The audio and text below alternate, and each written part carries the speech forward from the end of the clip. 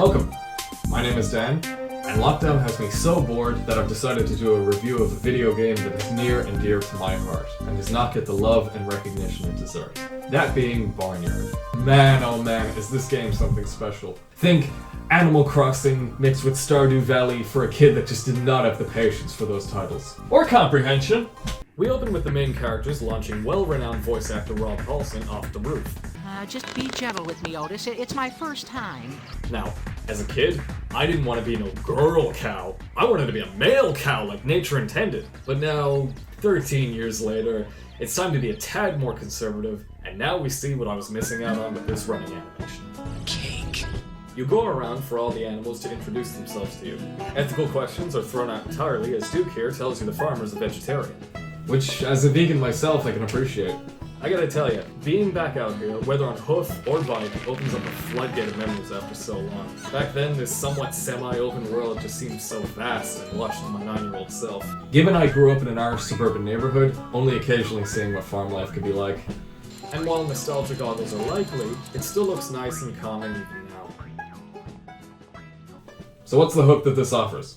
The barn animals give you missions, such as Pig wanting you to get ingredients to bake all sorts of dishes. I'm gonna make something swill. Delicious.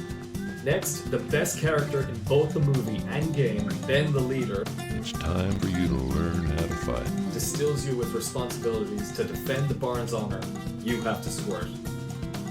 Be it cans, raccoons, coyotes, or even each other. As you get more text messages on your cellular phone, the animals give you keys to gates leaving you to explore more of the open area. After you chase the chicks and give various items, there's not really a whole lot of variety to basic missions. They very quickly start to repeat themselves.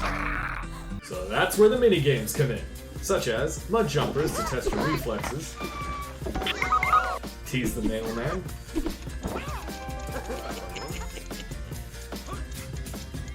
chicken launcher, which was the minigame I put the most amount of time into as a kid.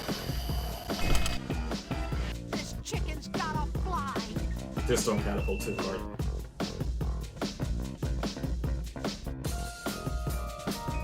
On top of that, you race the Jersey cows on your bike a few times. Jersey style, huh? Then there's honey collecting. You have to be careful not getting stung by bees. I'm not really a fan of the stealth elements, so I tend to just buy honey itself when I need it. Coming up. Although I am digging this ancient cow statue.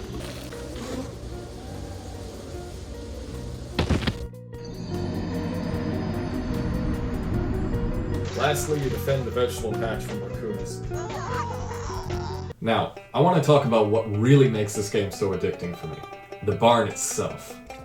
Once the farmer goes to sleep, the animals get together in the barn for social gatherings. Welcome to the night barn. You meet with a rooster named Root, which as a half Australian is a name I absolutely love. The money you get from missions and selling items and such can be used to buy party gear, decorations, drink machines, and so on. I'm Commander Shepard, and this is my favorite store on the Citadel.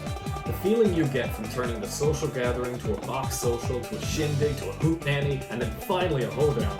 By far the best part of the game for me as a kid, and that's still the case even now. Make cocktails with This Pig, is thirsty work. Refreshing. play mini games that you've purchased such as Pool with Duke, rotating darts with Root, and serve milkshakes. And then there's Whack-A-Raccoon. Are you in here, Peck? I'll save you, Peck. I swear, Freddy is so codependent on someone he just wants to taste so badly. Yeah, I understand, no judgment. And so you dance the night away. Seeing the other animals enjoy themselves really can make you whole. But of course, one more minigame, where you drive away from the cops with the Jersey cows. I will say though, what is the deal with the anti-Irish dartboard anyway? Have a nice night. While most of the dialogue for the NPCs is text, occasionally the actors from the movie will give a line or two, such as Kevin James, Defy authority! Danny Glover, Listen now, listen up. Courtney Cox, For me? That's so kind. which I very much enjoy hearing. We're holding another charity match for Everett. Wanda Sykes, Can't stand the heat. Get out of the dairy. What? and of course, Sam Elliott. The plot of the game follows the movie to the best that it can, Otis, father to son talk. Now. with Ben trying to teach his party animal son to lead the barn to take charge as his successor. As long as I'm still kicking, no animal will be harmed inside that fence. And I just want to gush over this character for a second. Well, I won't back down. The scene in the movie where he protects the hens, even though that should be Ray's job, looking like he just came in from Sin City. It is just one of the most badass scenes I've ever witnessed. It just goes full dad might.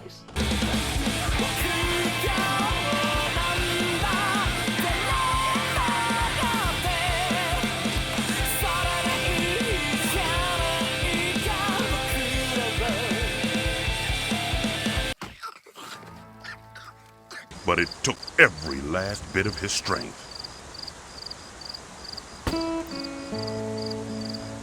That night, we lost Ben. He was our leader and our friend.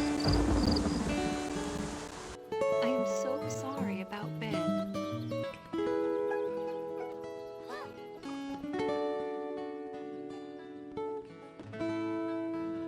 A strong man stands up for himself. A stronger man stands up for others. And you just see Otis sitting. Wow, this went over my head as a kid.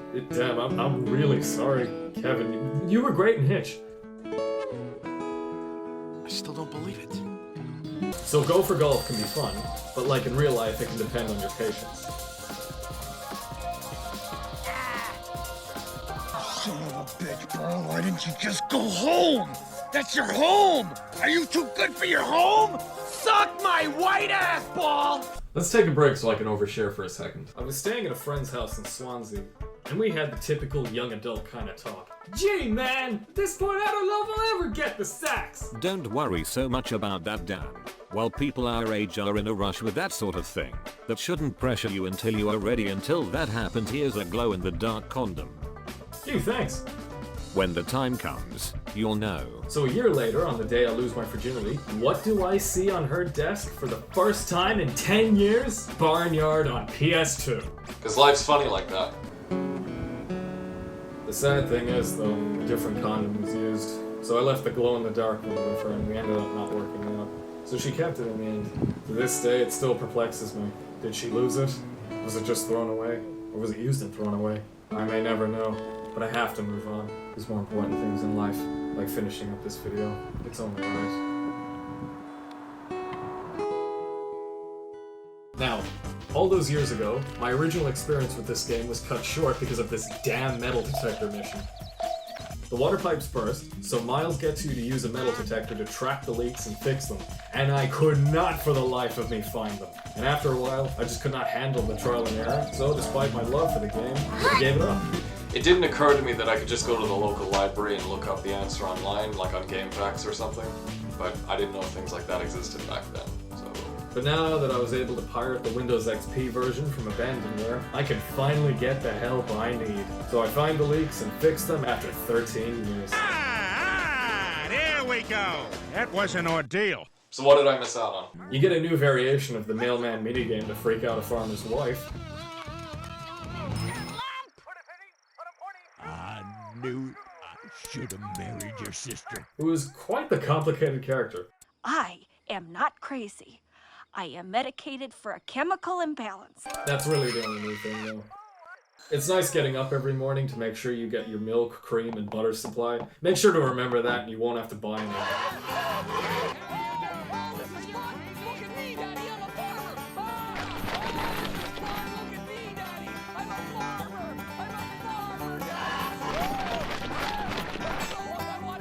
Before we get to the last part, as a kid, I let a friend of mine create his own cow. And he named him this because he was a comedic genius and still is to this day. That boy went on to play over 1,000 hours in Team Fortress 2. Irrelevant, yes, but I think it connects somehow. So, same as the movie, the coyotes come to kidnap the chicks and the chickens. Otis has gone after them alone. So it's up to you and the gang to rescue them and throw down with a tomato launcher. And now I'm glad I was forced to use a mouse and keyboard because this is ideal for this section. First blood. Double kill. Headshot. Killing spree. Monster kill. You can leave the chickens to us. We just want to get acquainted. Make no mistake, I will fucking kill you. Ultra kill. Holy shit. Finally avenging Ben, you strike down Dag the Coyote once and for all. The day is saved, Courtney Cox gives birth, they name it Ben, Otis finally learns responsibility, and the game ends with the three of them all together. This was an absolute joy to go back to. Getting 100% Untamed Nights at the Barn is a long time goal finally achieved. Still, I didn't feel the need to become the Barnyard champion. I'd say that belongs to Wazip, who currently holds the world record speedrun on the game. While it's not a perfect video game, I still think it has no business being as good as it is. Everybody at the Melbourne based studio Bluetongue did a fantastic job. The unlocked extras really show the talent behind this. This absolutely belongs on the list of my favorites, and even then for me personally there's nothing like it. As I get older, and responsibilities take up more of my time, as well as new joys in life, I feel I do have to cut back on gaming, especially as these lockdowns have made me realize I'm not really as much of an introvert as I thought I was. Still, there will always be a place for these if I can help it. Where's that damn fourth Chaos Emerald? I do hope this video could show you appeal. There is something to be said about having some of your best memories being related to video games, whether it be playing Crazy Taxi on the phone while getting the train over the Sydney Harbour Bridge to work every morning, getting through Scott Pilgrim with the aforementioned Welsh friend, playing Sonic Advance 3 while sailing through the French countryside, having my best friend do all the work in Portal 2, or even partaking in little Among Us kisses. And no amount of 4:3 aspect ratio or glow-in-the-dark condoms or some other third thing can take those moments away from me. Thank you for taking the time to watch this video. I greatly appreciate it. It's unlikely I'll ever do a video on a video game ever again. I mean, Over the Hedge is pretty good, but I don't have a losing virginity story to go with that, so what would even be the point? I hope you enjoyed this as much as I did making it, and if so, please rate this video 5 stars, and let me know what you think in a video response down below on youtube.com/broadcast yourself. Thanking you, and good night!